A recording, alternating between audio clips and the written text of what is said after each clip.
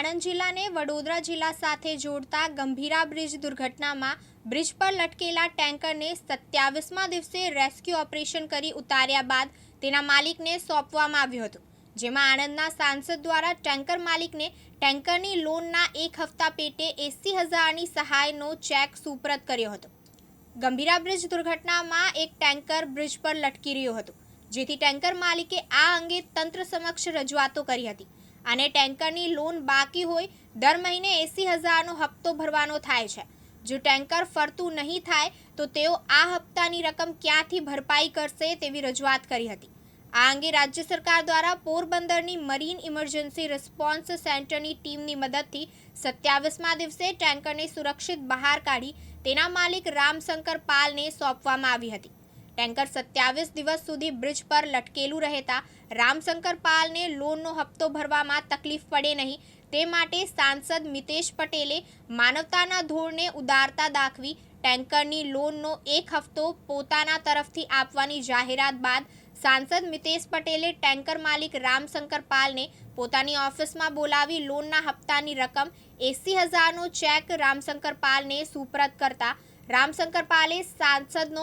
આભાર વ્યક્ત કર્યો હતો। સાંસદને આપણે મળ્યું, તમે સાહેબને જે મારા પર ફોન આવ્યો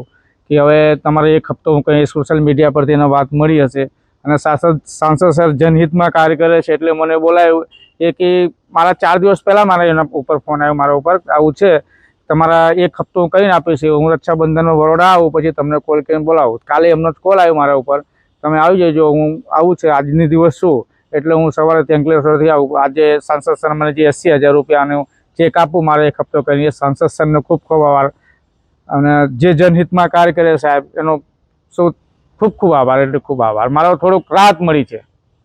સોશિયલ મીડિયા ઉપર ટેન્કરના માલિક આદરણીય રમાશંકરજી પાલનો એક મેં વિડીયો જોયો હતો અને એ કલેક્ટર બરોડા, કલેક્ટર આણંદ એમની ટેન્કરને જ્યારે બહાર કઢાવવા માટે એ ફરતા હતા અને એમની આપવીતી મેં જ્યારે સોશિયલ મીડિયા પર જાણી ત્યારે, અને જ્યારે એક ન્યૂઝ ચેનલમાં હું બ્રોડકાસ્ટ કરતો હતો ત્યારે મેં જોયું અને એમને મને પ્રશ્ન પૂછવામાં આવ્યો કે એ ટેન્કર બહાર કાઢી રહ્યા છે, ત્યારે મેં એમ કીધું કે જે ટેન્કરના ઓનર છે એમને 1 મહિનાનો હપ્તો એટલે લગભગ 80,000 રૂપિયાનો હપ્તો એમનો જે બેંકમાં ચાલુ છે,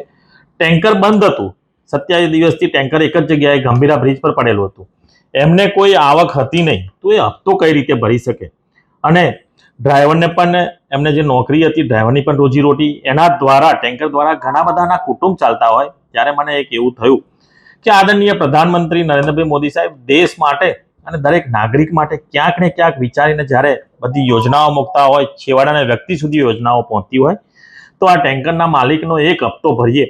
તો ઘણું બધું કામ એમનું, એમના ડ્રાઈવરનું અને ઘણા બધાને જે રોજીરોટી આપી રહ્યા છે એમનું જે ચક્ર છે એ ચક્ર ચાલુ રહે, ફરીથી ટેન્કર ચાલુ થઈ જાય અને એમની જે રોજીરોટી છે, એમને જે આવક છે એ આવક પાછી ચાલુ થાય એ માટેના મેં પ્રયત્નો કર્યા છે। આજે રમાશંકરજી પાલને બોલાવી એમને ચેક આપવામાં આવ્યો છે અને એમને બેસ્ટ વિશિસ આપી છે કે તમારી ટેન્કર ફરીથી ચાલુ થઈ જાય, તમારું રૂટીન ફરીથી ચાલુ થઈ જાય અને જે રીતે તમારા ધંધાથી તમે બધાને રોજીરોટી આપો છો એ રોજીરોટી આપતા રહેજો અને દેશ માટે, દેશની જનતા માટે, રાષ્ટ્રના હિતના માટે તમે કામ કરતા રહેજો એવી મેં એમને અભ્યર્થના અને પ્રાર્થના પણ કરી। ચિરાગ સૈયદ, દિવ્યાંગ ન્યૂઝ, આણંદ।